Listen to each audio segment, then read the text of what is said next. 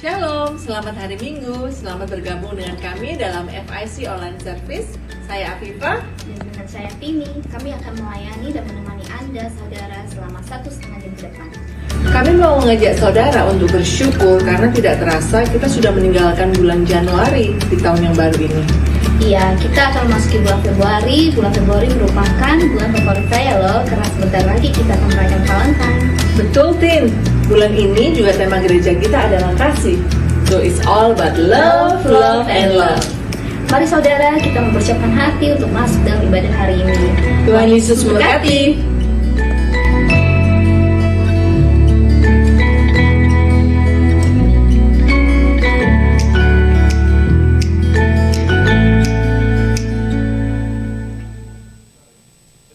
Bapak Ibu yang dikasihi oleh Tuhan, pada hari ini kita masih membicarakan tema khotbah yang masih dari awal bulan Februari, yaitu mengenai kasih. Kasih kepada Bapa, kasih kepada sesama. Dan pada hari ini kita akan benar-benar mau menyelami kebenaran firman Tuhan, saudara, yaitu apakah artinya mengasihi Tuhan dengan segenap keberadaanmu. Mengasihi Tuhan dengan segenap keberadaanmu. Puji nama Tuhan, mari kita sama-sama membuka Alkitab kita bersama. Mungkin background lagunya bisa di ini ya. Kita bisa buka Alkitab kita bersama-sama, saudara, di dalam kitab Injil Matius. Matius pasal yang ke-22 ayat yang ke-34. Nah, Bapak Ibu Saudara, hari ini kita akan sama-sama melihat bagaimana kita mengasihi Tuhan Allahmu dengan segenap hatimu, dengan segenap jiwamu, dan dengan segenap akal budimu. Bagaimana kita mengasihi Tuhan Allah kita. Nah, kita akan melihat di dalam Injil Matius pasal yang ke-22 ayat yang ke-34. Matius 22 ayat yang ke-34. Demikian bunyi firman Tuhan. Ketika orang-orang Farisi mendengar bahwa Yesus telah membuat orang-orang Saduki itu bungkam, berkumpullah mereka. Dan seorang dari mereka, seorang ahli Taurat, bertanya untuk mencobai dia. Guru, hukum manakah yang terutama dalam hukum Taurat? Jawab Yesus kepadanya, kasihilah Tuhan Allahmu dengan segenap hatimu dan dengan segenap jiwamu dan dengan segenap akal budimu. Itulah hukum yang terutama dan yang pertama. Dan hukum yang kedua yang sama dengan itu ialah kasihilah sesamamu manusia seperti dirimu sendiri. Pada kedua hukum inilah tergantung seluruh hukum Taurat dan kitab para nabi. Nah, saudara yang dikasihi Tuhan, sebelum kita lebih jauh melihat bagaimana kita mengasihi Tuhan dengan segenap hatimu dan dengan segenap jiwamu dan dengan segenap akal budimu. Pada saat itu orang-orang Farisi dan orang-orang Saduki ini berkumpul dan mau mencobai Tuhan Yesus khususnya, saudara. Dan orang Saduki dan orang Farisi merupakan dua dari tiga golongan yang ada di dalam sebuah mahkamah agama yang besar pada saat itu, yaitu Sanhedrin. Nah, mahkamah agama orang Yahudi pada saat itu terdiri dari orang Farisi dan orang Saduki. Nah, orang Farisi ini orang-orang yang lebih memperhatikan hukum-hukum agama dan orangnya lebih dekat dengan rakyat. Tetapi orang Saduki adalah orang-orang para bangsawan Yahudi pada saat itu yang lebih memperhatikan politik dan hubungan diplomatik dengan pemerintahan Romawi. Nah, karena itu mereka ini memang punya perbedaan, tetapi sama-sama ternyata tidak menyukai orang yang sama, yaitu Tuhan Yesus sendiri. Karena itu mereka mau mencobai Tuhan Yesus. Dan dari mereka itulah khususnya orang-orang Farisi ini saudara, dari 10 perintah Allah mereka bisa kembangkan menjadi 613 hukum, di mana mereka juga selain mereka memperhatikan ketetapan hukum Musa, mereka juga mengadopsi banyaknya tradisi-tradisi Yahudi yang mereka tempatkan sama dengan firman Tuhan. Nah, itu yang tidak bagusnya di situ saudara. Dan untuk itulah mereka mempertanyakan dari sekian banyak hukum atau sekian banyak perintah Tuhan, perintah yang mana yang paling terutama, hukum yang mana yang terutama, dan Tuhan Yesus jelaskan di situ saudara. Nah, saya teringat akan seorang di sini kalau kita mau melihat saudara, bahwa kasihilah Tuhan Allahmu dengan segenap. Kata segenap di situ dalam bahasa aslinya dikatakan holos, yaitu segenap, menyeluruh, sempurna, dan dikatakan juga sampai kepada hal-hal yang kecil. Jadi keutuhan, kelengkapan, keseluruhan, dan kesempurnaan. Nah, itu artinya segenap. Artinya dari situ saudara, saya ingat seorang hamba Tuhan besar, yaitu seorang misionaris Hudson Taylor yang pernah melayani di China, dan bahkan sepanjang pelayanannya selama 51 tahun dia berhasil menyelamatkan atau melayani orang-orang China dan menerima Tuhan Yesus sebanyak 18.000 orang-orang dari China inland. Juga membuat sebuah organisasi yang besar pada saat itu. Dan beliau mengatakan demikian, Christ is either Lord of all or he is not Lord at all. Nah, maksudnya saudara bahwa Tuhan harus menjadi Tuhan di dalam semua dan seluruh area hidup kita. Jadi dikatakan Tuhan harus jadi Tuhan di dalam semua area hidup. Karena itu tadi dikatakan kasihilah Tuhan Allahmu dengan segenap, yang artinya segenap, seluruh, sempurna, utuh, dan semuanya. Berarti kita lihat kalau memang dalam hidup kita Tuhan hanya menjadi Tuhan pada saat hari Minggu dan hari-hari tertentu, dia bukan Tuhan saudara. Atau ada area-area tertentu dalam hidup kita yang di sana tidak ada kehadiran Tuhan, berarti Tuhan bukanlah Tuhan bagi kita. Jadi dikatakan Tuhan harus menjadi Tuhan di dalam seluruh area dan semua area kehidupan kita. Nah, di sini kita belajar melihat bahwa seperti yang kita baca saudara tadi, kita lihat di situ bahwa kasihilah Tuhan Allahmu dengan segenap hatimu. Nah, kita melihat di sini, kita sadar bahwa zaman-zaman ini, hari-hari ini saudara, kata kasih ini merupakan menjadi sebuah saudara, bisa dikatakan hanya sebagai sekedar slogan yang pertama. Slogan yang mungkin punya sifat yang murahan. Karena kalau ada apa-apa orang gampang, iya deh gua maafin atau apa gitu. Yang penting Nah, ada banyak orang mulai melihat bahwa kasih hanya merujuk kepada hanya sekedar perasaan. Hanya sekedar perasaan. Jadi orang-orang pada zaman ini, hari-hari ini, mengasihi seseorang itu sama artinya dengan merasakan hal-hal yang baik tentang mereka. Nah, ini. Hanya merasakan hal-hal yang baik tentang mereka. Karena itu apabila di dalam sebuah hubungan itu sudah mulai mengalami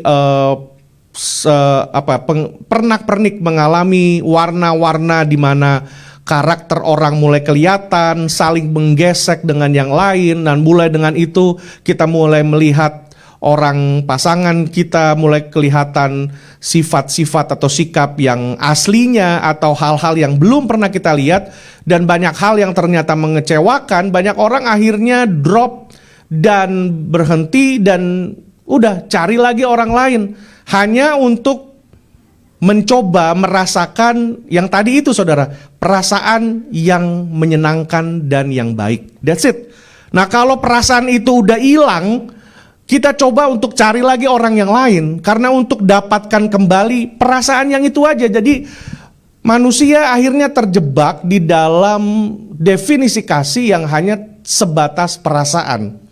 Apabila perasaan itu masih menyenangkan, masih mendatangkan, kita masih rasa hal yang baik, yang senang, yang enak, yang menghibur dan lain-lain. Oh iya, sebatas itu kita kasih. Tapi sudah mulai hal yang itu yang tidak ada, kita katakan kita tidak lagi mengasihi. Padahal pada saat kita mengasihi seseorang, kita juga secara tidak langsung berani mengatakan bahwa saya juga akan menerima apapun yang tidak baik dari orang itu.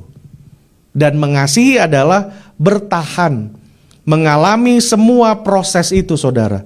Nah, kita akan lihat bahwa hari ini Alkitab akan mengajar kita sesuatu hal yang akan membuat paradigma kita berubah, sehingga kita tahu bahwa kasih itu bukan hanya sekedar perasaan, saudara. Akhirnya kita mau melihat seperti apa sih mengasihi Tuhan, seperti apa mengasihi Tuhan itu. Lalu kita akan lihat di dalam kebenaran Alkitab, di dalam kitab nats-nats tersebut. Kalau saudara bisa melihat di screen, saudara bisa screenshot, bisa foto, bisa catat ya. Ada di dalam Yohanes 14 ayat 21, ayat 15, di dalam Perjanjian Lama Ulangan, di kitab 1 Yohanes 5, 1 Yohanes 3. Nah, saya tidak akan baca semuanya, tetapi prinsipnya seperti ini, saudara. Dikatakan di situ bahwa barang siapa memegang perintahku dan melakukannya, dialah yang mengasihi aku. Jadi prinsipnya adalah bahwa yang mengasihi Tuhan adalah mereka yang melakukan firman Tuhan, yang melakukan perintahnya. Dari semua nats ini dikatakan aku menunjukkan kasih setia kepada beribu-ribu orang. Di dalam Ulangan 5 ayat 8 sampai 10, aku menunjukkan kasih setia kepada beribu-ribu orang, yaitu mereka yang mengasihi aku dan yang berpegang pada perintah-perintahku, saudara. Nah, dari sini kita mulai menemukan sebuah petunjuk bahwa mengasihi Tuhan itu pada saat kita melakukan perintahnya Tuhan. Pada saat kita melakukan perintahnya Tuhan, kita mentaati apa yang menjadi perintah Tuhan. Nah, kita mesti mempunyai pemikiran atau pemahaman yang sama, saudara. Perintah Tuhan adalah firman Tuhan. Amin, saudara.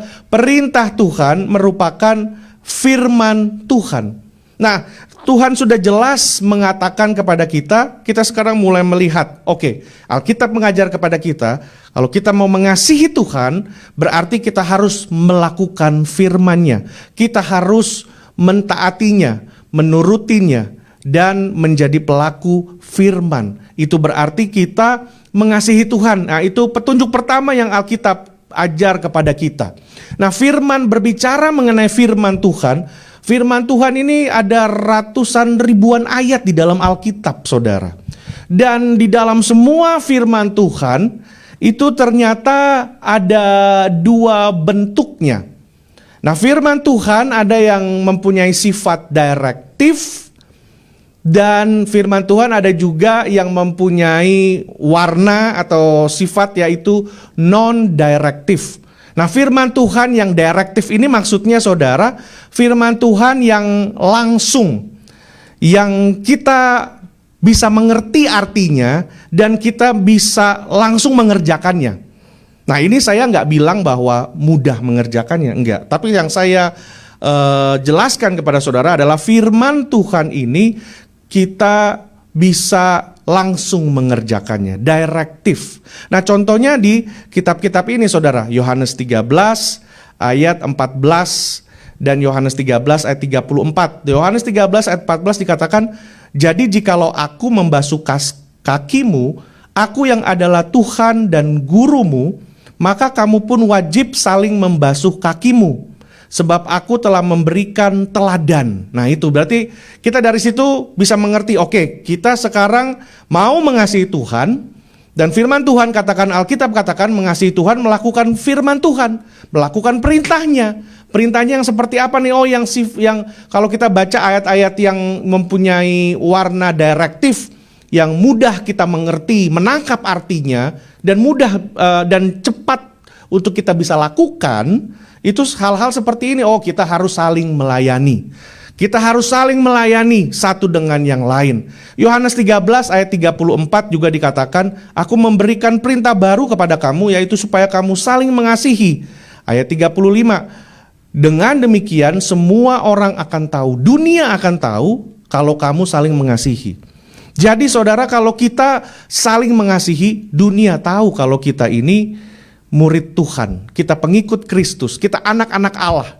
Dunia tahu. Bukan dari apa yang kita cuma hanya bicarakan, tetapi pada saat mereka lihat gaya hidup kita saling mengasihi, nah disitulah dunia tahu. Dan di sini firman yang bentuknya seperti ini cepat untuk kita bisa lakukan dan mudah untuk kita tangkap artinya. Oke, kita harus saling mengasihi, kita harus saling melayani. Bahkan di dalam Matius 25 ayat yang ke-37 dikatakan, maka orang-orang benar itu akan menjawab dia, katanya, Tuhan, bila manakah kami melihat engkau lapar dan kami memberi engkau makan. Nah ayat 40. Nah jadi di dalam Matius 25 ayat 37 sampai 40 ini dikatakan, Tuhan Yesus berkata seperti ini, apabila engkau melihat aku telanjang dan engkau memberi aku pakaian, engkau mengasihi aku.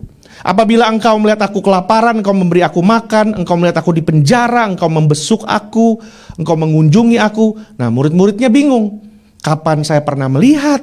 Nah Tuhan Yesus katakan, kalau engkau melakukannya kepada saudaramu yang paling hina, kalau engkau lakukan kepada sesamamu, ada tetanggamu, temanmu yang sedang butuh pertolongan, kamu tolong dia, kamu melakukan itu kepadaku. Jadi dari bentuk-bentuk yang contoh-contoh firman Tuhan ini kita mulai melihat, nah ada ratusan yang bentuknya seperti ini saudara, yang cepat kita bisa tangkap artinya, kita mengerti, dan kita juga bisa cepat melakukan. Karena oke, kita mesti saling mengasihi, mesti saling melayani, dan memperhatikan orang lain. Namun selain firman Tuhan yang mempunyai bentuk direktif, ada firman Tuhan juga yang mempunyai bentuk non-direktif, saudara.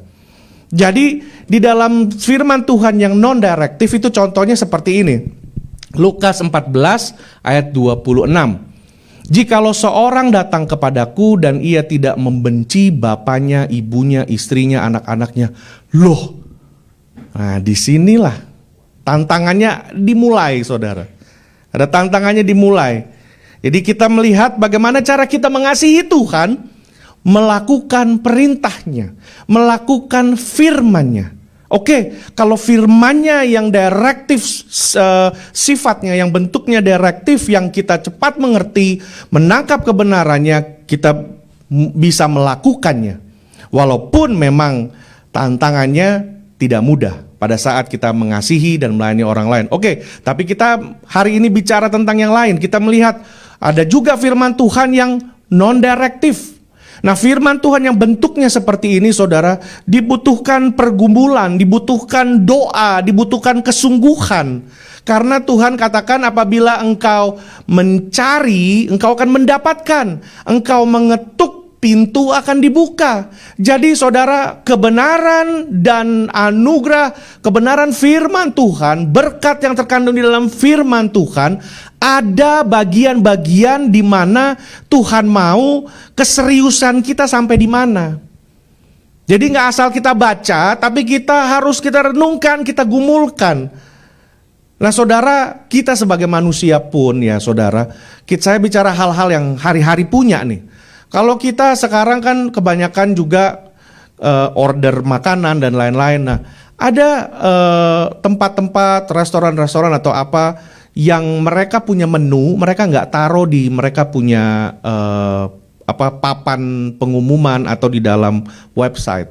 Ada hidden menu yang justru kalau kita tahu kita bisa order. Nah sama juga seperti kebenaran firman Allah. Kalau kita mau tahu lebih sungguh, Tuhan akan membukakannya. Nah maksud daripada ini saudara, non-direktif. Pada saat Tuhan katakan jika seorang datang kepadaku ia tidak membenci, loh kok Tuhan kok ngajar untuk membenci orang tua, membenci istri, anak-anak, padahal Hukum pertama di dalam 10 hukum Allah dikatakan harus hormati dan mengasihi orang tuamu. Tapi kenapa di sini seperti itu? Nah, dari situlah pada saat kita merenungkannya, kita menggumulkannya, maka Tuhan akan memberikan kita pencerahan, saudara. Jadi maksud daripada ayat ini adalah Tuhan tahu kalau kamu mau sayang sama mamamu, sama papamu, Tuhan tahu.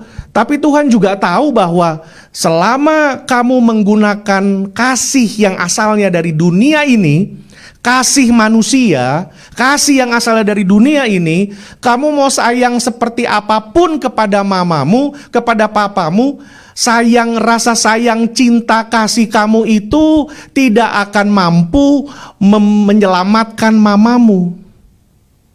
Tidak akan mampu mengeluarkan dia dari dosa. Karena rasa sayang, rasa kasih cinta kita kepada orang lain, kepada orang tua, selama kasih yang kita gunakan itu kasih yang berasal dari diri kita manusia, dari dunia ini, maka kasih itu tidak akan punya dampak dan efek apa-apa. Sebenarnya yang Tuhan maksudkan seperti itu. Karena itu aku mau kamu menerima kasih yang daripadaku. Nah, kasih yang ada padamu itu kamu harus benci. Kamu harus lepaskan kasih itu. Kasih yang berasal dari dirimu, kasih yang berasal dari dunia ini. Karena kasih yang berasal dari dunia, kasih yang berasal dari diri kita manusia, itu kasih yang sia-sia, kasih yang semu, kasih yang bukan sesungguhnya. Bukan sesungguhnya kasih. Jadi kamu mau mengasihi mamamu, papamu dengan kasih itu gak akan bisa buat apa-apa. Jadi Tuhan mau kamu harus benci kasihmu yang ada dalam dirimu itu. Kamu mau lepaskan dan kamu harus terima kasih daripadaku. Nah, dengan kasih daripadaku inilah kamu bisa mengasihi orang tuamu, kamu bisa mengasihi pasangan hidupmu dan lain-lain. Karena kasih dari kita manusia, dari dunia ini, saudara, sepanjang kita disenangkan, sepanjang kita mendapatkan respon yang baik, kita bisa mengasihi. Tapi apabila kita mengasihi orangnya mulai kurang ajar, orangnya mulai memberikan respon yang negatif, bahkan ini kita bilang enak aja loh, oh gue gak mau begini. Padahal firman Tuhan katakan apa? Apabila ditampar pipi kanan, beri pipi kiri. Artinya kasih yang daripada manusia ada batasnya, ada kondisinya. Karena itu aku mau kamu menerima the unconditional love, kasih yang daripadaku kepada kamu. Baru dengan kasih itu tuh kamu bisa mengasihi orang tuamu. Kamu bisa mengasihi pasangan hidupmu. Mau orang tuamu tinggalkan kamu dari kecil, mau orang tuamu bikin apa-apa, kamu bisa mengasihi dia. Bukan dengan kasihmu, tapi dari kasihku. Itu maksudnya. Tapi kita mulai melihat, saudara, ada yang sifatnya atau yang bentuknya non-direktif seperti ini. Ada ratusan firman Tuhan yang bentuknya begini. Dan untuk itulah Tuhan mau kita jangan cepat putus asa begitu ketemu yang bentuknya seperti ini. Kita alah udahlah, sulit amat sih. Kok jadi orang Kristen susah amat. Nah, disitulah letaknya, saudara. Jangan cepat menyerah. Jangan cepat ngambek atau kecewa. Tapi saudara tetap taat. Cari terus, minta terus. Terus datang sama Tuhan, cari. Nah, saudara akan temukan artinya itu. Tuhan akan reveal, Tuhan akan bukakan kebenarannya. Contoh yang lain lagi, saudara. Matius 15 ayat 21. Nah, ini ada seorang wanita ya, saudara. Wanita ini seorang Yunani, bangsa Yunani dari Siro-Fenisia. Nah, dia datang kepada Tuhan Yesus karena anaknya sakit kerasukan. Nah, Tuhan Yesus bilang apa di situ, saudara lihat. Ayat yang ke-26. Tidak patut mengambil roti yang disediakan bagi anak-anak dan melemparkannya kepada anjing. Lah, ini lebih lagi. Kalau tadi disuruh membenci orang tuanya, sekarang Tuhan Yesus bilang kok bisa kasar gitu ngomongnya? Kok bisa begitu ngomongnya? Kok dibilang kayak orang perempuan itu dibilang sama kayak anjing. Nah, inilah sekali lagi, saudara. Apabila kita mau menggumulkannya, kita datang, sesuatu yang kita cari terus sama Tuhan, maka Tuhan akan membukakannya kepada kita, saudara. Nah, saya akan bahas ayat ini di lain kesempatan lagi, tapi saya akan mulai mengajak saudara melihat di dalam firman Tuhan ada ratusan yang bentuknya begini, saudara. Ada yang direktif dan non-direktif. Tuhan memerintahkan kita untuk melakukannya. Untuk kita melakukannya, kita gumulkan, kita benar-benar tanya sama Tuhan, Tuhan maunya seperti apa? Karena tadi mengasihi Tuhan, kita harus lakukan perintahnya, firman-Nya, dan firman-Nya ini punya dua bentuk seperti itu. Bentuk direktif yang langsung kita bisa temukan, melihat kebenarannya, tapi yang non-direktif itu ada di balik perkataan-perkataan itu yang harus kita doakan, kita gumulkan, kita tanya sama Tuhan. Nah, saudara, ini tantangannya bagi kita ya, saudara. Bukan hanya sulit untuk dilakukan secara manusia, tetapi juga kondisi pemahaman kita yang berada di antara dua kutub. Antara mengerti, belum mengerti, dan tidak mengerti. Ini dia.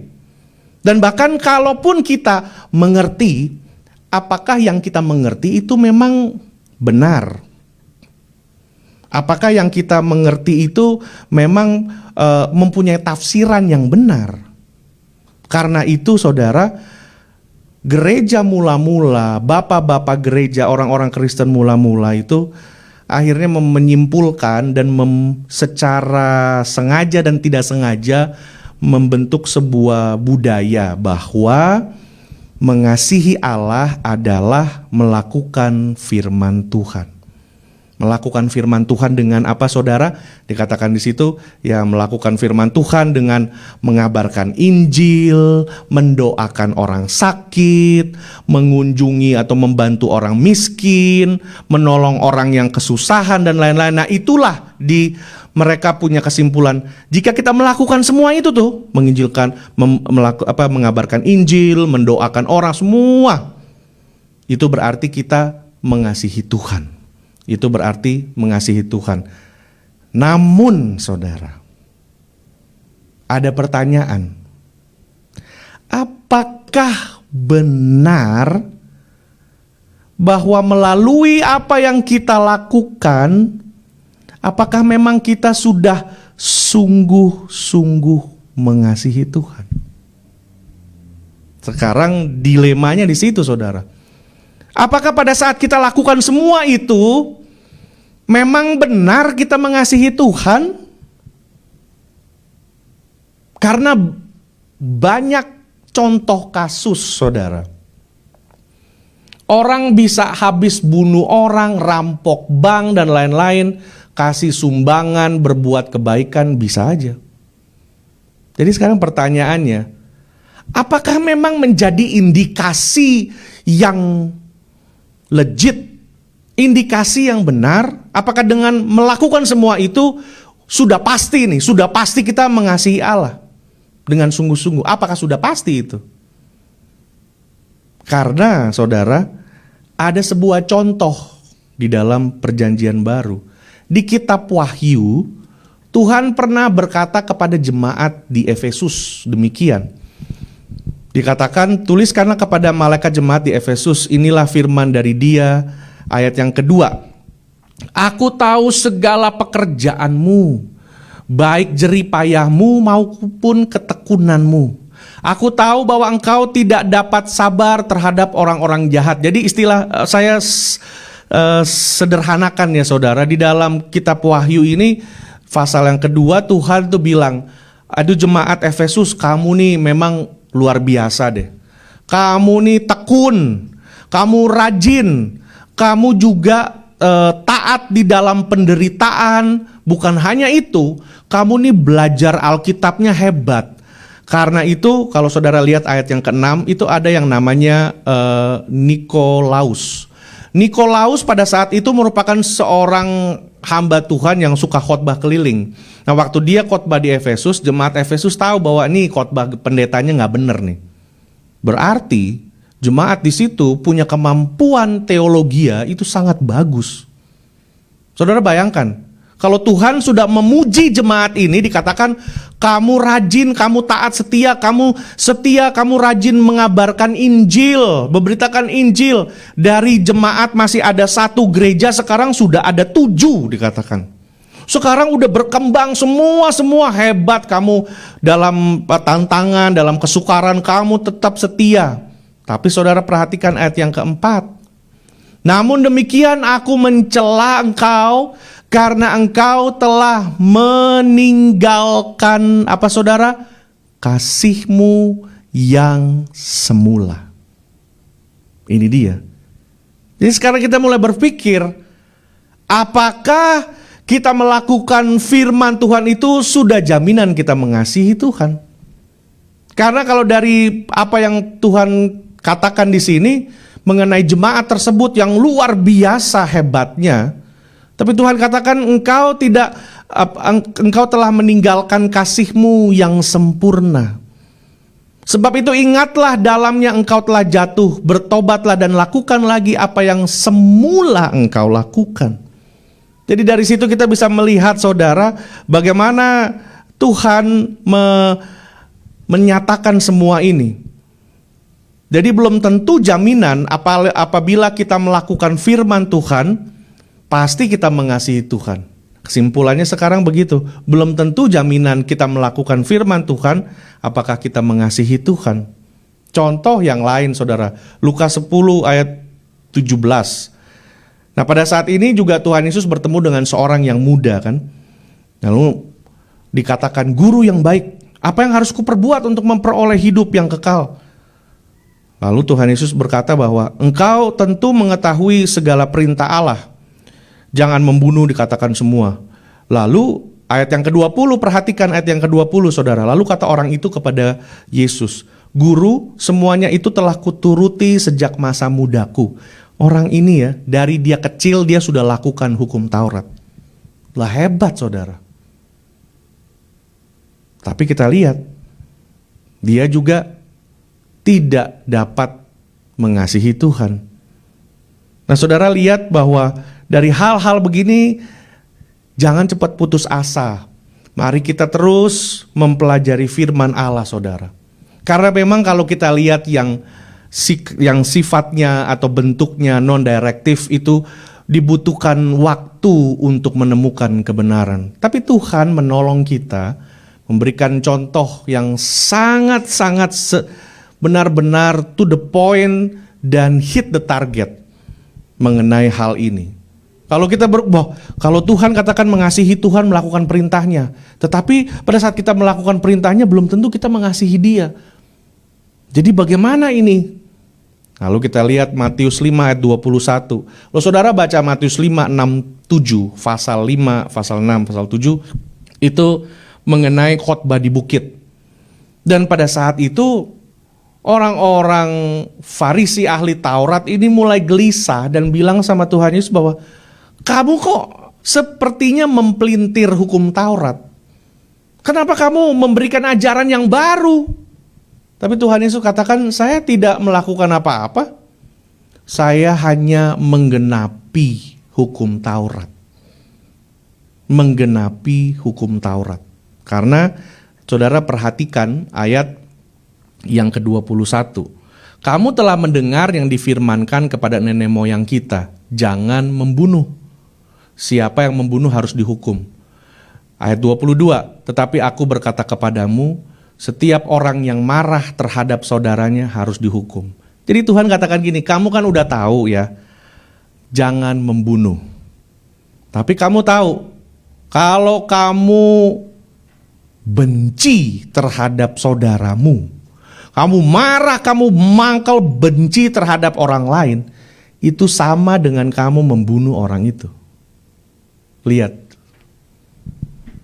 Jadi Tuhan Yesus menggenapi, orang-orang itu langsung diam semua saudara. Contoh yang lain, kamu telah mendengar, itu kata-kata ada jelas sekali saudara. Kamu telah mendengar, ada kata telahnya itu. Lalu Tuhan katakan, jangan berzina. Lalu ayat 28, tetapi aku berkata kepadamu, setiap orang yang memandang perempuan, nah dulu dikatakan jangan berzina, orang situ oh iya enggak. Tapi Tuhan katakan, Kalau kamu ngelihat perempuan lain dan kamu menginginkannya dalam pikiran, kamu sudah berzina. Jadi dari sini saudara, apa yang kita temukan di sini bahwa oke, benar kita mengasihi Tuhan dengan melakukan firman-Nya. Tapi dengan melakukan firman-Nya juga belum tentu kita sungguh-sungguh mengasihi Tuhan. Karena Tuhan katakan di situ di dalam khotbah di bukit itu saudara. Dari situ kita bisa melihat bahwa Tuhan bukan melihat performance kita. Tuhan bukan soal kamu sudah lakukan apa. Enggak, bukan itu bagi Tuhan. Di dalam 2 Korintus 3 ayat yang ke-6 ini saudara. Ia membuat kami juga sanggup menjadi pelayan-pelayan dari suatu perjanjian baru yang tidak terdiri dari hukum yang tertulis dikatakan, tetapi dari roh. Jadi semua ini saudara adalah masalah batin, masalah internal, masalah apa yang ada di dalam hati manusia.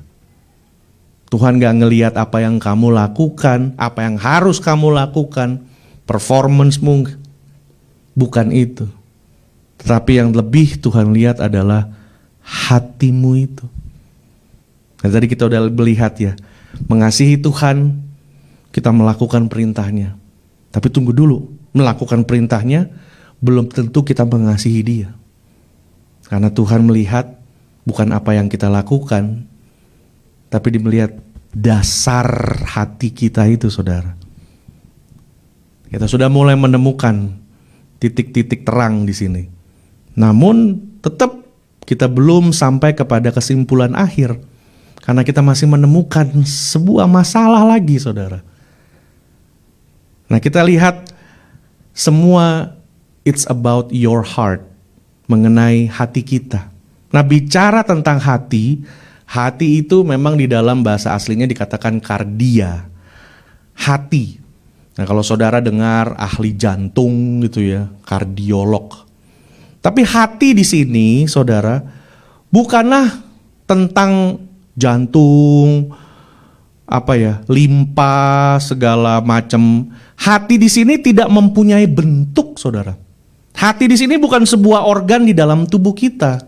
Tetapi hati di sini adalah the internal condition of human beings.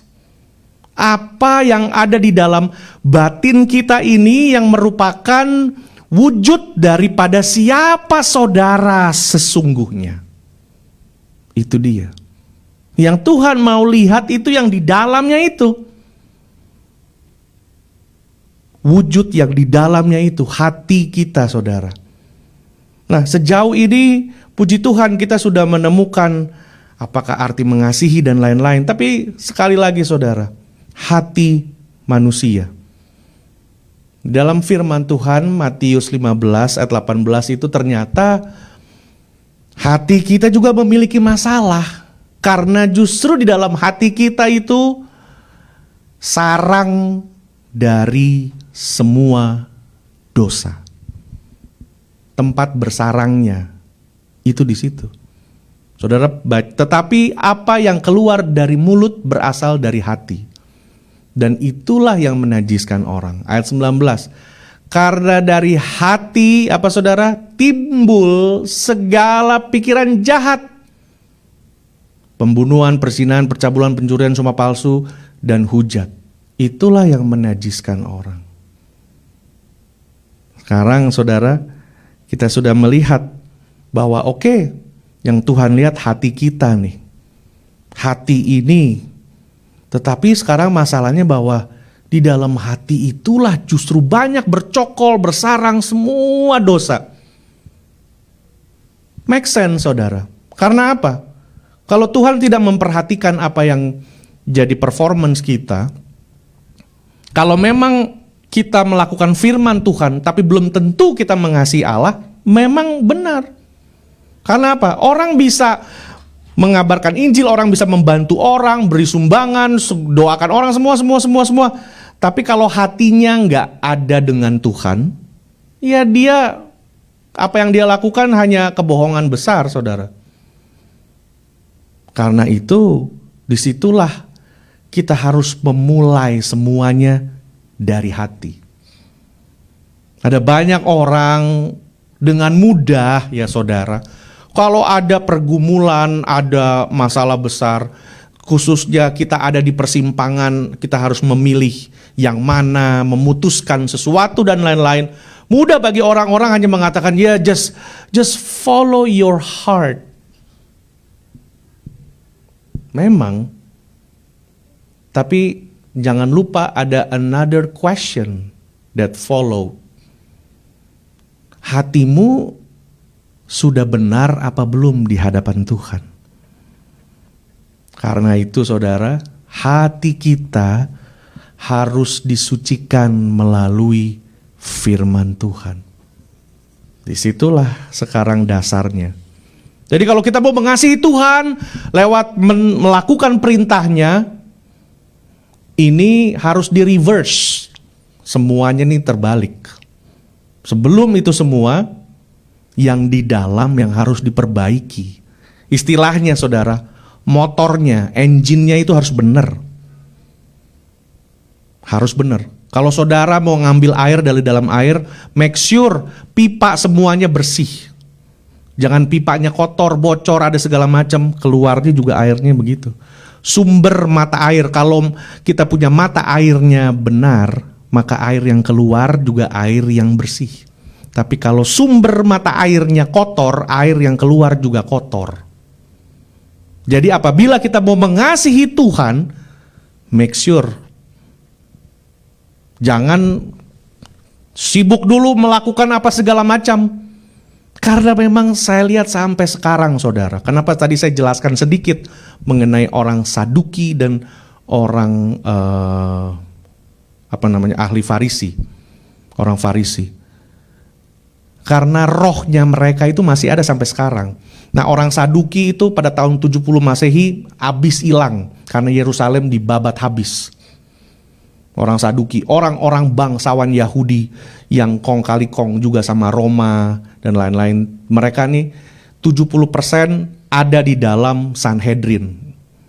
Tetapi yang kecil orang Farisi. Tapi orang Farisi dekat dengan rakyat. Satu punya uang, power, satu punya power dari rakyat, people power. Jadi itu kejadiannya begitu. Nah ini Yesus menghadapi orang-orang ini saling memang juga nggak cocok. Tapi karena punya musuh yang sama, mereka bersekongkol untuk menyalibkan Yesus. Dan sampai sekarang rohnya ini masih ada nih, roh orang Saduki dan orang-orang Farisi. Orang Saduki bangsawan tua-tua, itu mereka yang bisa menduduki jadi kepala imam dan imam-imam yang melayani di bait Allah. Karena mereka punya uang. Tapi keputusan terakhir selalu mereka mengambil dari orang Farisi. Karena orang Farisi dekat dengan rakyat. Nah dari sinilah Tuhan bilang, kamu nih cuma kayak kuburan. Melakukan semua itu, berdoa di ujung-ujung jalan, teriak-teriak. Saya juga lihat saudara, kenapa Tuhan izinkan COVID ini ya? Karena Tuhan mau shut down semua performance. Boleh kamu pergi, nyanyi, hebat nyanyi. Teknologi, waduh hebat. So paling hebat sudah, paling waduh. Wah semua udah lama-lama gak kayak gereja, kayak entertainment. Pelayanan juga, wah 1 hari Minggu bisa pelayanan berapa gereja. Semua. Tapi gak ada yang di dalam ini. Yang didapat karena apa? Sebagai manusia, kita juga kalau mengasihi orang berbuat baik kepada orang lain. Makanya sumber dosa di hati kita saudara. Karena apa? Kalau kita gak sucikan hati kita, percuma kita lakukan apapun kepada Tuhan, itu tidak akan punya kuasa apa-apa. Karena dasarnya memang kalau kita bikin baik sama orang, ada tuh rasa di hati kita, iya, saya kan orang baik gitu. Yang bilang ya hati kita sendiri buat kita. Dan itu sifatnya penipuan. Makanya Tuhan bilang di hatimu itu timbul semua. Mau kita layani Tuhan, kita semua, hati kita tuh harus selalu disucikan saudara. Saya bilang begini bukan berarti saya sudah master, saya pun masih belajar. Masih jauh dari sempurna. Saya akan berikan beberapa contoh buat saudara. Nah, kenapa kita perlu disucikan saudara? Sebab ini, Sebab firman Allah itu hidup dan kuat. Dia menusuk amat dalam sampai memisahkan jiwa dan roh. Bayangkan. Dia sanggup membedakan pemikiran, pertimbangan. Makanya kita harus baca Alkitab, dengar firman, redungkan firman. Karena apa? Nanti dia akan yang menyucikan, memproses. Ayat 13, dan tidak ada suatu makhluk pun yang tersembunyi di hadapannya. Sebab segala sesuatu telanjang di mata dia. Itu dia saudara. Firman Tuhan tuh membelah benar-benar. Kalau saya buat baik sama orang apapun, selalu nanti hati nurani kita ini yang mulai berbicara sama kita. Apakah benar kamu begitu? Apakah kamu cuma mau dibilang kamu hebat khotbahnya, orangnya baik? Apa kamu cuma mau dibilang itu aja? Itu sudah mulai mengganggu saya, saudara. Makanya tujuan melayani bukan cuma bukan untuk saya mendapat pengakuan atau punya banyak follower dan lain. No. Kita sebagai pelayan Tuhan itu hanya cara, tapi tujuan kita adalah memberi buah kepada Tuhan. Itu. Engkau dokter, insinyur, engineer, suami, ibu, istri, itu bukan tujuan hidup, itu cara engkau hidup. Tapi tujuan hidup memberi buah. Memberi buah lewat pekerjaanmu. Lewat pekerjaanmu. Satu kali ada seorang hamba Tuhan di Martin Luther pernah ditanya oleh seorang ahli sepatu shoemaker, "Pastor, saya mau melayani Tuhan." Atau Martin Luther tanya, "Bapak kerjanya apa?" "Saya buat sepatu." "Kalau itu, buat sepatu yang terbaik dan jual dengan harga yang reasonable." Itu. Dia gak bilang, "Stop jadi tukang sepatu, jadi pendeta." Enggak. Walaupun saudara kalau Tuhan memanggil ya itu lain kasus, lain cerita. Tapi maksudnya adalah dengan apa yang engkau ada ini sekarang, lakukan itu yang paling terbaik.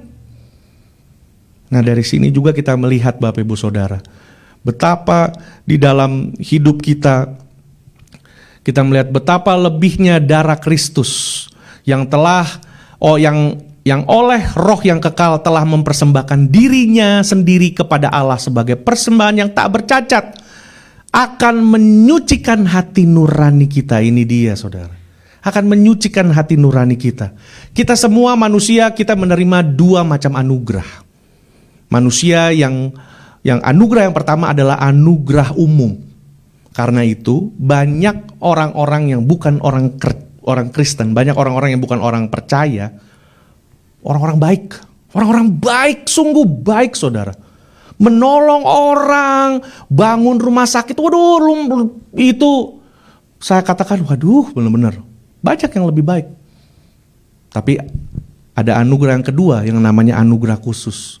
Nah kita yang percaya sama Tuhan Yesus, kita mendapatkan anugerah khusus. Karena itu hati kita bukan lagi namanya kardia, tetapi hati kita di situ disucikan dan ada sebutan baru yaitu dikatakan adalah sunedesis, yang artinya hati nurani. Disitulah yang harus dibersihkan supaya Allah tinggal di dalamnya. Menyucikan hati nurani kita dari perbuatan yang sia-sia supaya itu dia. Ini kuncinya di sini saudara. Disucikan hati nurani supaya kita dapat beribadah, supaya kita dapat mengasihi Dia. Itu. Hati ini harus dibersihkan saudara. Saudara, hati kita ini seperti pintu yang terkubur di dalam dosa. Kita dilahirkan di dalam nature dosa, nature dari dosa saudara. Apapun yang kita kerjakan dari kecil dosa. Makanya kita lahir tangan kita begini menggenggam. It's mine. Mesti diajar berbagi, diajar say sorry. Tapi gak usah diajar berbohong sendiri. Jadi dari situ saudara kita lihat bahwa hati kita ini seperti pintu yang tertutup, pintu yang terkubur. Tetapi setelah hati nurani kita disucikan lewat firman Tuhan, hati nurani kita mulai terbuka seperti pintu. Dan roh kita bersama dengan Roh Kudus itu mulai keluar. Mulai keluar dan mulai menggunakan pikiran kita untuk memuliakan Tuhan. Itu. Rohnya keluar, lalu mulai menggunakan mata kita, tangan kita, kaki kita untuk memuliakan Tuhan. Sehingga roh kita dipimpin Tuhan, jadi akhirnya kita bisa, tubuh kita ini bisa menjadi senjata kebenaran. Itu dia baru saudara. Jadi jangan terbalik. Starting point ada di dalam sini dulu. Karena yang Tuhan lihat yang di dalam ini saudara. Hati kita yang harus dimurnikan, disucikan, dibersihkan. Hati ini tiap-tiap hari. Dan saya sadar saudara, khotbah hari ini sifatnya blak-blakan, jujur apa adanya. Semua ini dibutuhkan apa saudara? Proses. Dan dibutuhkan harga. Semua orang mau seperti Yusuf, menjadi orang nomor 2. Tapi tidak banyak orang yang mau membayar harga seperti Yusuf. Maunya dapat berkatnya, tapi bayar harganya gak mau. Nah ini. Mesti bayar harganya melalui kesungguhan dan ketaatan. Nah saya akan bawa saudara kepada contoh. Saya akan ajak saudara melihat Musa. Musa ini nabi yang paling besar perjanjian lama menurut saya saudara. Selain Abraham bapak orang percaya ya, bapak beriman. Tapi Musa luar biasa. Di dalam bilangan aja dikatakan loh, adapun Musa ialah seorang yang sangat lembut hatinya. Lebih daripada setiap manusia di muka bumi. Dia orang yang hatinya halus, lembut gitu, tapi bukan sensitif saudara. Bukan sensitif, bukan kayak mau melambai. Enggak, kalau kayak melambai gak mungkin bisa mimpin 2 juta orang. Itu harus alpha male yang bisa mimpin orang sebanyak itu. Jadi maksudnya adalah Musa nih orangnya hatinya baik banget. Tapi tahukah saudara bahwa Musa itu dulu adalah orang yang pemarah.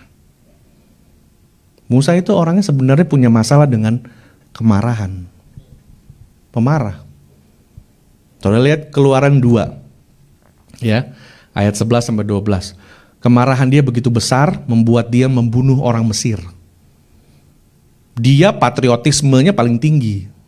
Dia lihat orang Ibrani, orangnya dia dipukul sama orang nggak berdaya, orang dibully nggak berdaya, dia berdiri, dia hadapin. Dan dia bukan bunuh nggak sengaja gitu. Ada orang bisa bunuh nggak sengaja ya saudara ya. Kayak dorong aja bisa bunuh. Kalau dia dorong jatuh kepala kena tok mati, nah manslaughter tuh.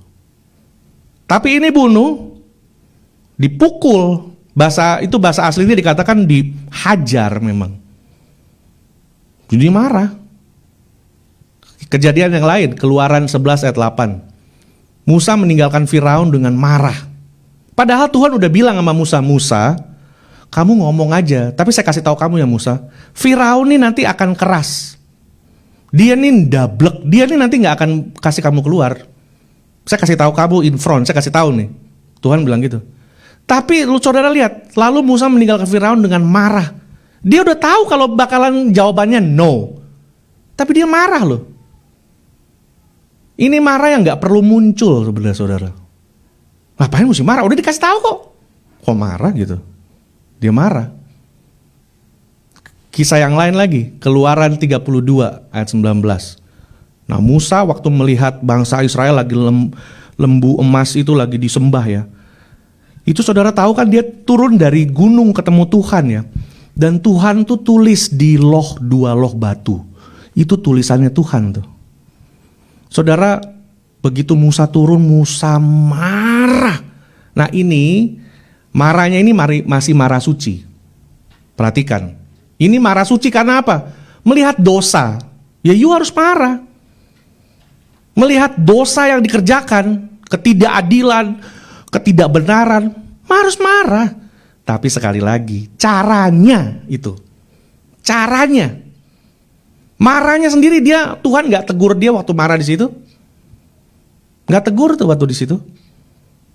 Tapi caranya, saudara tahu itu 2 loh itu.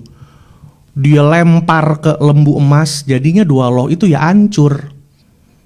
Saudara bayangkan ya, kalau 2 loh batu itu sampai sekarang ada, waduh, mungkin juga itu terkubur di mana supaya nggak disembah orang tuh, pasti ya.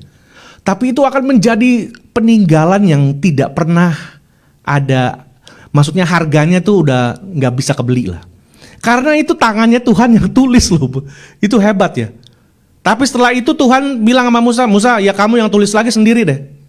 Musa yang tulis sendiri, dipahat sendiri. Tapi itu kesalahan karena apa? Kalau marah, taruh dulu tuh loh itu, ya lempar ke si Harun gitu loh. Cari orang kecil yang bisa dibanting gitu atau apalah gitu saudara. Apalah gitu. Ini batu itu yang bong, waduh. Dari sini kita lihat, waduh ini Musa ternyata punya ini juga dengan marah.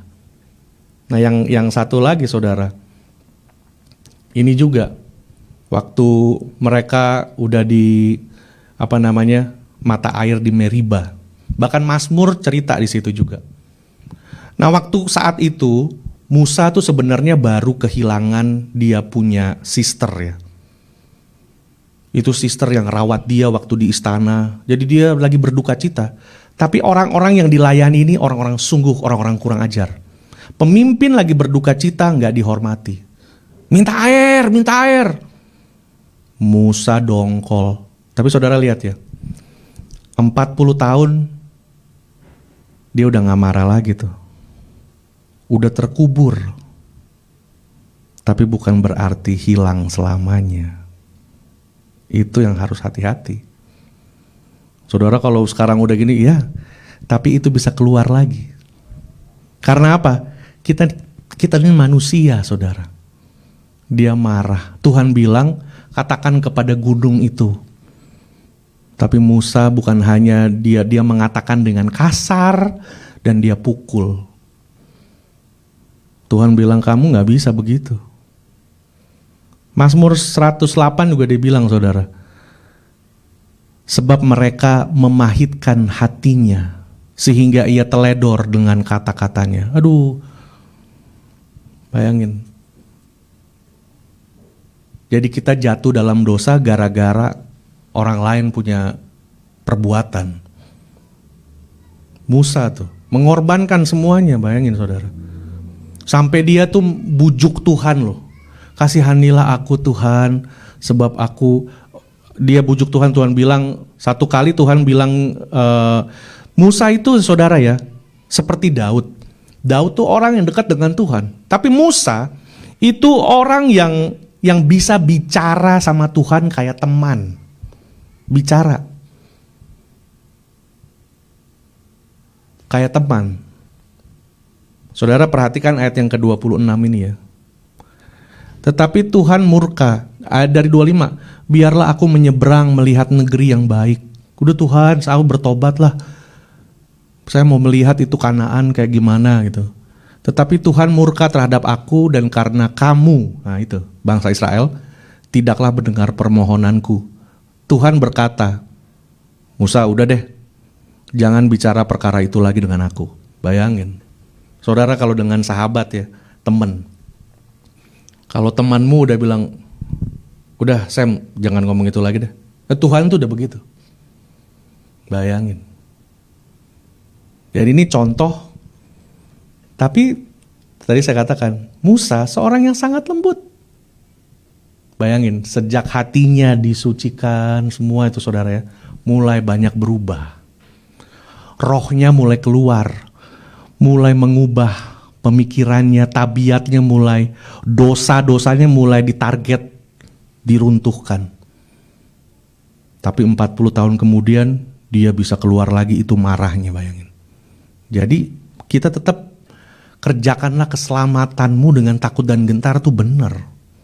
Bukan berarti itu kita jadi kita bisa nggak berdosa, enggak. Musa aja bisa marah lagi, 40 tahun bisa marah lagi, bayangin saudara. Sekarang contoh kedua Daud. Daud itu ternyata pernah sakit ya saudara. Dari para ahli Alkitab mengatakan ada kemungkinan dia pernah kena osteoporosis. Karena ayat-ayat ini. Itu adalah pengeroposan tulang, ya, saudara ya. Maka di sini dikatakan, kasihanilah aku ya Tuhan, sebab aku merana. Sembuhkanlah aku Tuhan, sebab tulang-tulangku gemetar. Bayangin. Ini ayat-ayat ini yang merupakan doanya Daud kepada Tuhan. Ini semua juga dari Mazmur 31. Kalau saudara mau melihat di situ, bukan hanya ada kemungkinan dia kena osteoporosis, dia juga kelihatannya pernah sakit hyperteroid. Karena ini, perhatikan khususnya ayat yang pasal 69 ayat 3. Lesu aku karena berseru-seru, kerongkonganku kering, mataku nyeri karena mengharapkan Allahku. Ayat pasal yang lain itu saudara baca, merasa remuk, tulangku merasa lesu, begitu semua. Dia pernah sakit tuh saudara. Dia pernah sakit. Karena orang ini bekerja keras dari sejak dia muda saudara. Dan orang ini kan banyak sekali di dalam pertempuran. Jadi dia pernah sakit. Tapi akhirnya sakitnya disembuhkan Tuhan. Nah, puji Tuhan. Sakitnya akhirnya disembuhkan Tuhan. Dia tulis Mazmur 30. Makanya kita ada punya nyanyian, kau ubah ratapku jadi tarian. Nah, itu nyanyiannya Daud. Aku yang meratap telah kau ubah menjadi orang menari-nari. Kain kabungku telah kau buka. Wah, luar biasa ya saudara. Nah, satu kali Herodes the Great pernah bacakan ini pada saat dia mentabiskan pembangunan Bait Allah setelah dihancurkan pada ratusan tahun sebelum Tuhan Yesus datang. Sebelum Tuhan Yesus lahir. Jadi Mazmur ini pernah didengungkan. Karena itu kau ubah orang yang menari-nari, kau ubah ratapku menjadi tarian. Dari ayat yang ke awal juga ayat yang kedua. Engkau mengangkat aku dari dunia orang mati. Oh, akhirnya disembuhkan. Disembuhkan begitu ya saudara. Dia tuh sebenarnya bukan kelemahannya, maksudnya tapi kita lihat waktu dia disembuhkan, malah dia punya kelemahan apa? Sombong. Kalau saudara lihat 1 Tawarik, 2 Samuel semua itu, dia mengadakan sensus, dia mau hitung. Dia mau hitung. Bukan cuma pasukannya, rakyatnya semua dia mau hitung. Supaya dia ini. Karena apa? Sebelum itu kalau dia pergi berperang, Israel tuh yang mati cuma sedikit. Dan pada masa itu satu kehebatan kalau negara dan pasukannya tuh punya, kayak sekarang ya saudara lihat kekuatan militer Amerika, kekuatan militer Indonesia, Singapura, kan saudara bisa lihat. Daud pun mau begitu. Ditegur sama Nabi Yoab. Kamu nih, karena kalau mau bikin begitu harus datang dari Tuhan. Tapi dari situ Daud bertobat saudara. Daud bertobat ayat yang 2 Samuel 24. Tetapi berdebar-debarlah hati Daud. Bayangin saudara. Udah lama dikatakan dekat dengan hati Tuhan ya. Tapi tetap masih punya kelemahan itu. Saudara, ada 2 macam dosa besar juga dalam manusia sepanjang sejarah. Ketamakan dan iri hati. Itu temannya sombong semua. Ketamakan dan iri hati. Orang-orang tamak yang mencuri bagian orang lain, itu nanti urusannya sama Tuhan aja saudara. Orang yang sudah punya semuanya masih ngambil bagian orang. Dan orang yang iri, sebenarnya ada kesombongan di dalamnya. Nah dari sinilah saudara, akhirnya saya melihat apa yang terjadi dengan Rasul Paulus. Rasul Paulus bilang, dan supaya aku jangan meninggikan diri. Karena seperempat Alkitab itu Paulus yang tulis. Maka aku diberi suatu duri dalam daging. Itu. Musa bisa marah lagi. Daud udah disembuhin, dia malah sombong. Bayangin. Karena itu untuk Paulus Tuhan bilang, kasih karuniaku cukup bagimu. Kata menggocoh itu dalam bahasa asli punch, tapi nggak mematikan. Memang tidak tidak buat rasa nyaman, tapi sakit buat Paulus.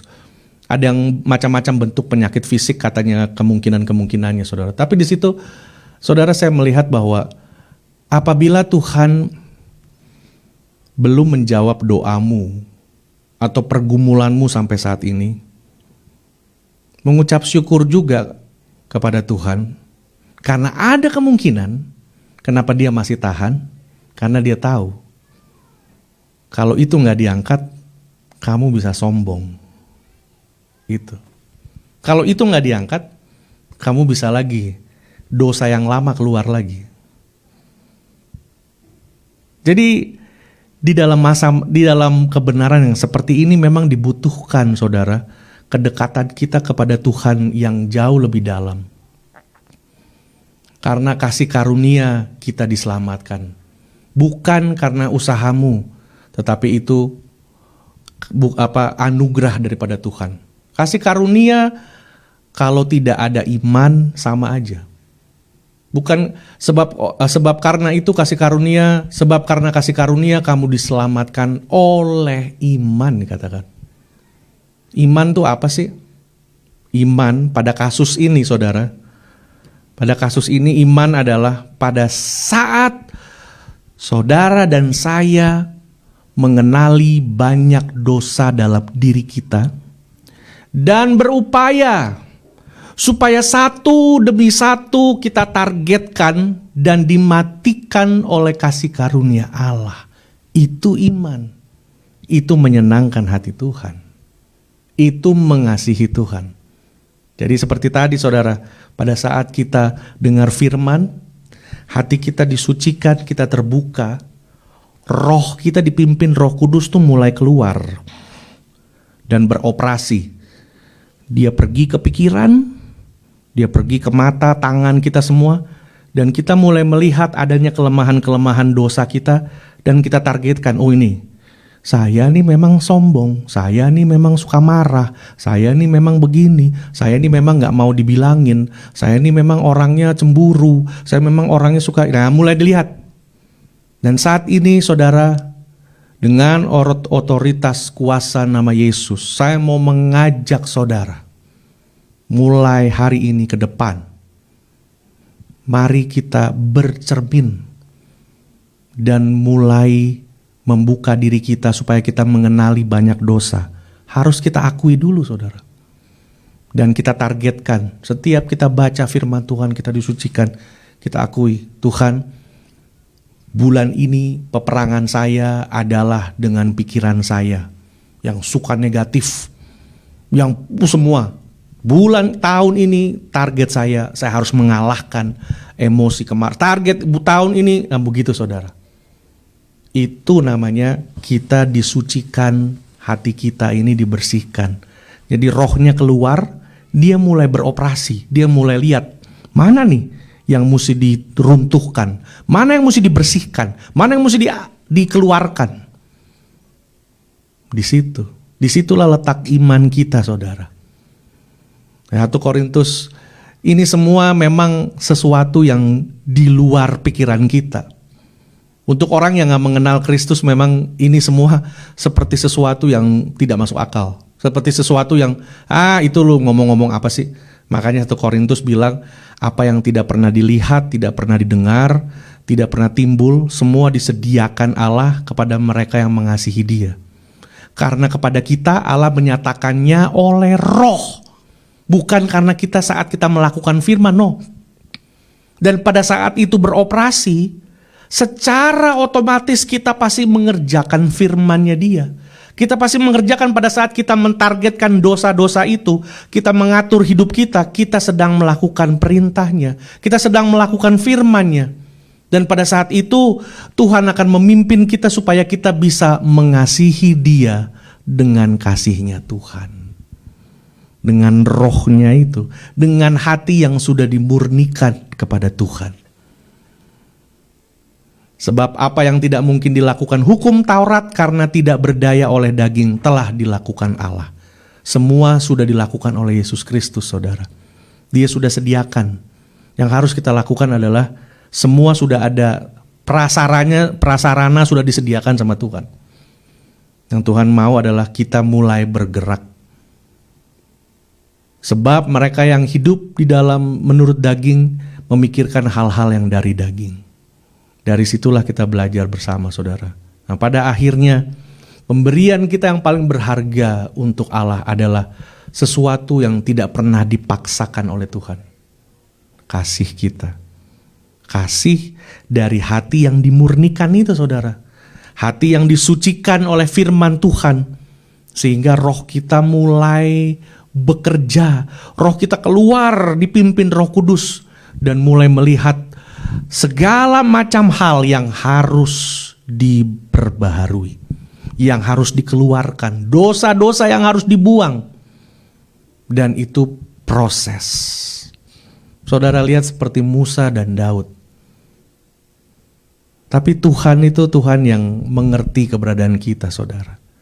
Pada saat kita hidup kita itu sampai Tuhan panggil, cara kita persiapkan diri adalah masuk dalam proses ini tadi. Mari saudara ke depan ini, kita kenali dosa kita. Dan kita mulai targetin, bilang sama Tuhan, Tuhan saya tahu dosa saya. Tulis bagi saudara, saya punya dosa kelemahan, ini. Saudara target saya, Tuhan target saya, bulan ini, tahun ini. Saudara mesti gumulkan, saudara mesti lakukan. Nah, nanti Tuhan sendiri dengan rohnya itu yang beri kita kemampuan. Ada orang banyak ditolong Tuhan, saudara. Musa akhirnya jadi orang yang lemah lembut. Daud semua, banyak hamba-hamba Tuhan dalam Alkitab yang sudah mengalami. Yusuf yang paling berhasil itu. Tapi Tuhan katakan, mau gak saudara menyerahkan hatimu kepada Tuhan? Setiap kali kita dengar firman Tuhan, setiap kali itulah kita buka hati kita untuk dimurnikan. Karena itu jangan pernah nganggap remeh pemberitaan firman. Jangan pernah nganggap sepele pemberitaan firman. Karena pada saat itulah saat yang penting sebenarnya untuk kita diperbaharui sama Tuhan. Sejak itu saudara, kalau hati kita sudah dipegang sama Roh Kudus, maka apa yang kita lakukan? Kita mengasihi orang lain, kita lakukan perintah Tuhan, mengabarkan Injil, melayani. Itu adalah hasil, itu adalah buah. Karena hati kita dulu yang sudah diperbaharui oleh Tuhan. Dan biarlah pada sore hari ini saudara, kita mau bersama-sama menghadap Tuhan, mencari wajahnya. Untuk kita memberi hati kita kepada Tuhan supaya bisa diperbaharui, disucikan, dimurnikan lewat kebenaran firman Allah. Tiap-tiap hari kebenaran itu seperti pedang bermata dua yang mengorek-orek hati kita itu, saudara. Udah benar, kamu udah jujur, udah semua itu nanti yang akan memproses kita. Tapi biar pada hari ini firman Tuhan akan menyucikan hati saudara, mulai masuk dalam proses pembersihan, proses pemurnian itu saudara. Dan marilah saya ajak saudara, mulai kita menargetkan dosa-dosa itu. Karena pada saat itulah justru kita hidup di dalam kehidupan yang sesungguhnya di hadapan Tuhan. Mari kita tundukkan kepala, kita berdoa. Kami mengucap syukur Tuhan, kalau pada hari ini kami mendengarkan firman-Mu, bagaimana kami mengasihi Tuhan. Ternyata mengasihi Tuhan bukan melalui apa yang kami lakukan, karena performance bukan yang dilihat oleh Tuhan. Tuhan mengatakan, lakukanlah perintahku. Firman Tuhan juga mengatakan untuk mempersembahkan hati kita untuk disucikan. Dan itu yang akan kami lakukan terlebih dahulu. Hati kami, batin dan roh kami harus disucikan, dibenarkan, dilayakan, dimurnikan dengan Tuhan. Karena sesudah itu apa yang kami lakukan merupakan buah daripada karya Allah. Biarlah tubuh kami ini dapat dipakai sebagai senjata kebenaran. Karena apabila kami menerima Roh Kudus bersama dengan roh kami akan menargetkan dosa-dosa kelemahan dalam hidup kami. Dan dari saat itu kami bisa mengasihi Tuhan. Tuhan, terima kasih atas pencerahan yang Tuhan sudah berikan. Kami sadar firman Tuhan ini agak berat, tapi kami berdoa biar setiap telinga, setiap hati boleh terbuka dan diberkati di dalamnya. Terima kasih Tuhan Yesus. Kami berdoa biarlah orang-orang yang sedang ada dalam masalah pergumulan, Tuhan tolong dan Tuhan berikan jalan keluar. Berikan kesembuhan di dalam nama Yesus. Dan kami percaya, kami mau sungguh-sungguh untuk menargetkan dosa dan kelemahan dalam tubuh kami, supaya hati kami dapat dimurnikan dan kami dapat mengasihi Tuhan dengan kasih yang Tuhan sudah berikan bagi kami. Bukan dari kasih dari manusia, kasih dari dunia, tapi kasih yang datang, agape yang datang daripada Tuhan. Terima kasih Tuhan Yesus. Biarlah terjadi pembaharuan, pemulihan, kebangunan rohani di setiap keluarga, setiap hubungan-hubungan, dan setiap anak-anak Tuhan diberkati. Di dalam nama Tuhan Yesus Kristus kami berdoa dan mengucap syukur. Haleluya. Amin. Puji nama Tuhan saudara. Kami mengucap syukur pada hari ini. Dan setelah ini masih tetap bersama dengan kami melihat tayangan ibadah pada hari Minggu ini. Saya memberikan kesempatan kepada Pak Samuel Gosal untuk memberikan pengumuman. Terima kasih.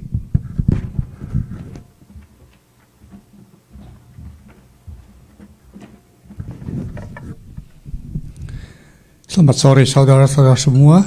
Kita kembali diberkati oleh firman Tuhan yang luar biasa. Seri tentang kasih. Pada hari ini kita bisa menikmati firman Tuhan dan kita semua berdoa supaya kita masing-masing dapat menjalani apa yang Tuhan mau kita jalankan. Bawa di dalam doa saudara-saudara untuk gembala kita Pastor Semi dan istrinya Peggy, supaya pelayanan mereka dipakai Tuhan lebih banyak lagi di dalam pelayanan mereka. Dan untuk announcement, untuk saudara-saudara yang terpanggil untuk memberikan perpuluhan, bisa masuk di dalam faithfulfic@gmail.com dan bisa menggunakan Zelle atau Venmo. Sekali lagi, saudara-saudara yang terpanggil untuk memberikan perpuluhan, saudara-saudara bisa masuk di dalam faithfulfic@gmail.com dan bisa menggunakan Zelle atau Venmo. Untuk saudara-saudara yang terpanggil untuk memberikan perpuluhan berupa cek atau cash, bisa menghubungi saya. Nomor telepon saya tertera di dalam screen saudara-saudara semua. Saya mau minta maaf karena ada sedikit miscommunication dengan gereja, di dalam gereja, karena minggu lalu saya umumkan kalau kita akan mengadakan care group pada hari Sabtu yang lalu kemarin, yang rupanya care group kita akan diadakan minggu depan. Jadi saya minta maaf, itu kesalahan saya. Saudara-saudara yang tertarik untuk ikut di dalam care group bisa ikut di dalam care group kita untuk minggu depan tanggal 6 Maret pada hari Sabtu jam 5 sore melalui Zoom. Oke? Dan untuk bapak-bapak atau ibu-ibu yang hari Sabtu kemarin telah berusaha untuk masuk di dalam Zoom, kembali saya minta maaf, my apology. Dan untuk saudara-saudara yang ingin selalu ikut di dalam doa, kita tetap ada tahun ini di dalam virtual doa setiap hari Rabu dan Jumat pada jam 8 malam. Saudara-saudara bisa bawa di dalam doa saudara-saudara semua doa-doa saudara-saudara atau saudara-saudara yang di dalam kebutuhan untuk kesembuhan, untuk pekerjaan atau masalah-masalah yang ada di dalam keluarga saudara-saudara. Kita bisa sama-sama berdoa di dalam virtual pray ini. Dan saya juga mengucap syukur dan berterima kasih kepada Tuhan karena beberapa dari anggota kita yang sakit telah disembuhkan Tuhan. Kita mengucap syukur dan berterima kasih atas kesembuhan yang diberikan Tuhan kepada Pak Sam Toto yang sekarang telah sehat kembali. Kita mengucap syukur dan kita juga tetap berdoa untuk saudara-saudara yang lainnya yang sedang di dalam kebutuhan doa pula. Dan seperti biasa, Saudara-saudara, diberkatilah saudara-saudara yang mendengarkan firman Tuhan pada hari ini dan tekun di dalam melaksanakannya. Happy Sunday. Saya kembali undang Pastor Semi. Baik, terima kasih Pak Aseng. Seperti pengumuman yang tadi kita sudah saksikan, saudara, saya juga mau mengumumkan nanti ada care group hari Sabtu 6 Maret, dan saya juga mau minta maaf atas kesalah komunikasi dan salah pengertian. Saya kalau hari Sabtu yang lalu saudara ada yang sempat login tapi tidak ada di sana, dan nanti Sabtu yang mendatang ini baru kita adakan lagi kembali care group via Zoom untuk FIC. Jadi untuk itulah mengundang juga Bapak Ibu Saudara, dan kami mengucap syukur kalau pada minggu-minggu ini ada banyak orang juga yang sudah disembuhkan, salah satunya Pak Toto yang sudah disembuhkan dan besok bisa kembali lagi bekerja. Terus kita berdoa buat semua saudara kita yang masih membutuhkan doa, dan mari kita terus berdoa buat bangsa dan negara Amerika, negara Indonesia, dan bangsa Israel.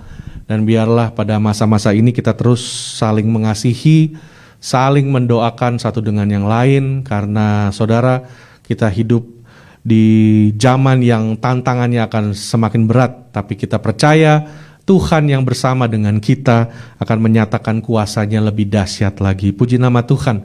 Kita mengucap syukur saudara. Saya juga mengucap syukur atas Bapak Ibu Saudara yang sudah memberikan persembahan, perpuluhan, ucapan syukur, fruitful, first fruit kepada gereja kami. Dan kami berdoa biarlah berkat Tuhan melimpah di atas kehidupan Bapak Ibu Saudara, dan semua ini juga kami gunakan untuk menjadi perpanjangan tangan dan kaki Kristus bagi sesama manusia.